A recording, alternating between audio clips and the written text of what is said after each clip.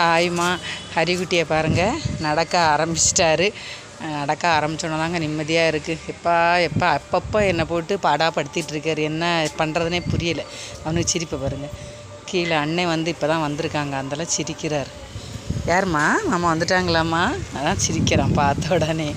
ஹரிஷ்குட்டா, அப்புறம் அங்கே 1-2 பேர் சொல்லியிருந்தீங்க கீழ் வீடு பார்க்கலாம்ல அவனுக்காக அப்படின்னு.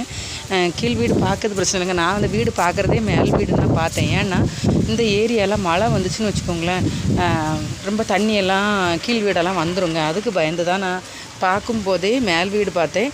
அது மட்டும் இல்லாமல் வேறு முக்கியமான காரணம் என்னென்னா, ஹரிக்குட்டி ஏறி இறங்கணுங்கிறதுக்காக தான். அவனுக்கு வந்து எக்ஸசைஸ் எதுவுமே இல்லையா, கீழ் வீட்டில் இருந்தாலும் அவனுக்கு அந்த அளவுக்கு ஒரு ஃபிசிக்கலாக எக்ஸசைஸ் எதுவுமே இருக்காது.